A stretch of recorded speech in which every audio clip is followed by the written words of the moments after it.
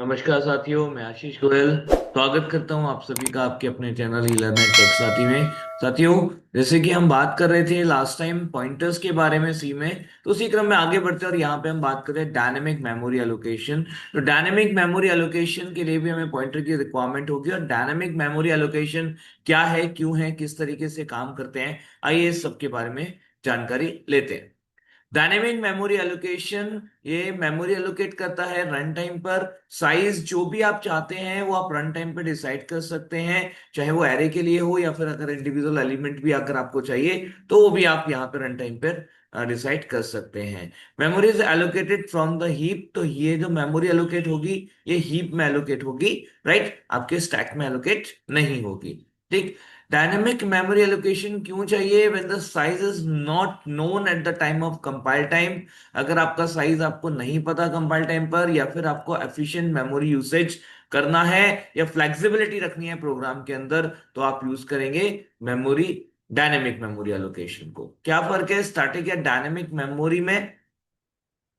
Static memory allocation की अगर हम बात करें तो फिक्स साइज का रहेगा, कंपाइल टाइम पर ही ये काम हो जाता है। जबकि डायनेमिक मेमोरी एलोकेशन ये वेरिएबल साइज का होगा और ये रन टाइम पर होने वाला है। हेडर फाइल की रिक्वायरमेंट अगर हम बात करें तो कोई स्पेशल हेडर फाइल की रिक्वायरमेंट नहीं होगी। एसटीडी एलआईबी जो हमारी हेडर फाइल है उसी से हमारा काम हो जाएगा। सारे मेथड जो हमारे पास में रहते हैं वो जो आपको मेमोरी एलोकेशन के लिए यूज करने होंगे, डायनेमिक मेमोरी एलोकेशन के लिए, वो आपको सारे कहाँ मिल जाएंगे? आपके stdlib.h में ही मिल जाने वाले हैं। क्या फंक्शंस हैं? फंक्शन है मैलॉक, कैलॉक, रियलॉक एंड फ्री।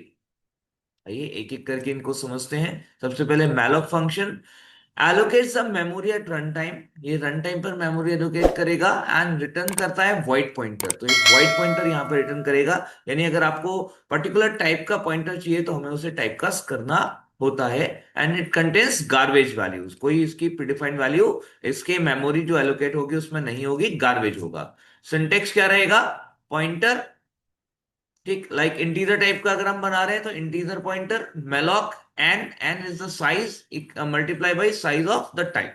जो भी टाइप का हम यहाँ पे काम करने वाले एग्जाम्पल, तो हमने इंटीजर पॉइंटर लिया, integer pointer equals to int pointer, and यहां पर आपका हो गया मैलॉक साइज 5 हमने ले लिया, और साइज ऑफ इंटीजर जो भी हमारा टाइप जैसे इंटीजर है तो इंटीजर के साइज जो भी रहेगा उसको मल्टीप्लाई बाई 5 करके यहाँ पर एक ये ब्लॉक एलोकेट करेगा जो पॉइंट टाइम का वॉइड टाइप का होगा, जिसको हमने टाइपकास्ट कर दिया इंटीजर टाइप। तो अब आप इस पीटीआर को फर्दर यूज कर सकते हो as an array of 5 integer elements. Same alloc भी है मेमोरी एलोकेशन के लिए, बट ये मेमोरी एलोकेशन के साथ साथ इनिशियलाइज भी करता है। ठीक है, इसलिए इसका नाम है क्लियर एलोक, है ना, क्लियर एलोकेशन, सी एलोक। तो क्लियर एलोकेशन, तो ये जो है आपकी वैल्यू को जीरो सेट करके देगा, जबकि मैलॉक जो था मेमोरी एलोकेशन वो सिर्फ मेमोरी एलोकेट कर रहा है, वैल्यू इनिशियलाइज नहीं करता। ठीक है, इसका सिंटेक्स क्या रहेगा? सेम ही रहेगा सिंटेक्स, बस यहां थोड़ा सा डिफरेंस आ गया। यहां पे आपको दो आर्ग्यूमेंट देने हैं, पहला साइज और दूसरा आपका जो है साइज ऑफ एलिमेंट। तो नंबर ऑफ एलिमेंट्स और size of elements, right. Example के तौर पे लाइक आपने यहाँ पे क्या करना है, ये आपका इंटीजर आ गया, इंटीजर का पॉइंटर आपने बनाया, ठीक है, और उसके बाद ये आपका सिंटेक्स जो हमने रखा था फॉलो किया। 5 हमने नंबर ऑफ एलिमेंट्स रखे हैं और हर एलिमेंट का साइज जो है वो इंटीजर का साइज होना चाहिए, इसलिए साइज ऑफ इंट यहां पर दिया हुआ है। मेलोक और कैलोक में क्या डिफरेंस रहेगा? मेलोक गार्बेज वैल्यूज के साथ मेमोरी एलोकेट करता है और इसमें एक ही आर्ग्यूमेंट दिया जाता है, जबकि कैलोक में जो मेमोरी एलोट होगी उसमें जीरो इनिशियलाइज रहेगा और यहां पर दो आर्ग्यूमेंट्स देने होंगे, नंबर ऑफ एलिमेंट्स और साइज ऑफ एलिमेंट, बोथ अलग अलग हमें यहां पर देना पड़ता है। Next is realloc mem function. तो रियलोकेशन जैसे कि नाम ही है इसका, तो ये रियलोकेशन के लिए हम यूज करेंगे, यानी कि जो भी प्रीवियसली एलोकेटेड मेमोरी है उसको हम रिसाइज कर सकते हैं। ठीक है, ओल्ड डेटा को हम प्रिजर्व रख सकते हैं, पुराना डेटा हमारे पास रहेगा और नया उसमें एड ऑन हम कर पाएंगे, राइट। पॉइंटर इक्वल्स टू रियलॉक, ये इसका एग्जाम्पल या सिंटेक्स आपका ये पीटीआर जो पुराना पॉइंटर है, जो पुराना आपका पास था, इक्वल्स कॉमा न्यू साइज जो आपने देना है। एग्जाम्पल आपके पास यहाँ पर है पीटीआर जो कि पहले हमने 5 साइज का रखा था लास्ट टाइम, अभी हमने कर दिया इसको 10 के साइज का। ठीक है। तो 5 + 10 नहीं होगा, टोटल साइज 10 होने वाला है, ठीक है। तो 5 + 5 हो जाएगा बेसिकली। फ्री फंक्शन फाइनली जो हमने मेमोरी एलोकेट कराई है उसको रिलीज करने के लिए हम यूज करेंगे फ्री फंक्शन। तो जो एलोकेटेड मेमोरी है उसको फ्री या रिलीज कर सकते हैं using the free function. It prevents the memory leaks, तो मेमोरी लीक्स को ये प्रिवेंट करता है। मतलब जो आपके पास में मेमोरी अलॉटेड है और अगर यूज नहीं हो रही है तो हम उसे फ्री कर देते हैं ताकि हमारा कोई मेमोरी लीक्स ना रह जाए। ठीक है। एग्जाम्पल आप लिखेंगे सीधा फ्री और उसके अंदर जो पॉइंटर जिसको आपने डायनेमिकली मेमोरी लोकेट कराई थी जिससे कि वो फ्री हो जाए। ठीक है। ये आप फिर आपने लिखा ptr equals to null, right. Practical example की अगर हम बात करते हैं तो यहां पर हमारा ये एन एन हमने लिया और एन के लिए हमने यहाँ पर ये साइज दे रखा है।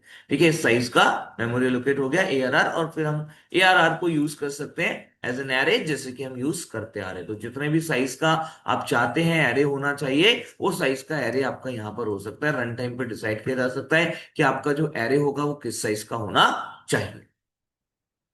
ठीक है। कुछ मिस्टेक्स जो कॉमनली होती हैं जिसको हमें ध्यान रखना चाहिए, जैसे कि यहां पर नॉट चेकिंग नल। ठीक है। नल अगर नहीं चेक करते हैं तो, या अगर हम फॉरगेट कर देते हैं फ्री को, फ्री करना हम भूल जाते हैं तो फॉरगेटिंग फ्री यहाँ पर एक बड़ी मिस्टेक हो सकती है। क्योंकि अगर आप मेमोरी को फ्री नहीं करेंगे तो वो ऑक्यूपाइड रहेगी और कई बार वो मेमोरी लीक, यानी कि हमारे पास मेमोरी में डेटा है लेकिन वो यूज नहीं हो रहा है तो इट्स कॉल्ड मेमोरी लीक, क्योंकि मेमोरी ऑक्यूपाइड है बट यूज में नहीं है तो वो वेस्ट ऑफ मेमोरी आ जाती है। ठीक है। Using memory after free. ठीक। तो अगर आप मेमोरी को फ्री करने के बाद यूज करते हैं तो वो भी एक गलत तरीका रहेगा, वो हमें कभी भी नहीं करना चाहिए। समरी, हमने क्या क्या देखा, रन टाइम मेमोरी एलोकेशन कैसे करते हैं। जो डेटा या जो मेमोरी हमें अलॉट होगी, जो डेटा स्टोर होगा वो हीप में जाके स्टोर होगा, मेमोरी अलॉट होगी हीप के अंदर, राइट। मैनुअल मेमोरी मैनेजमेंट, आप मैनुअली मेमोरी को मैनेज कर सकते हैं, कब आपको चाहिए कब आपको फ्री करना है वो आप डिसाइड खुद से कर सकते हैं। Thank you so very much. मुझे उम्मीद है कि ये कंसेप्ट आपको अच्छे से समझ आया होगा। आप हमें लाइक शेयर सब्सक्राइब जरूर करें। धन्यवाद।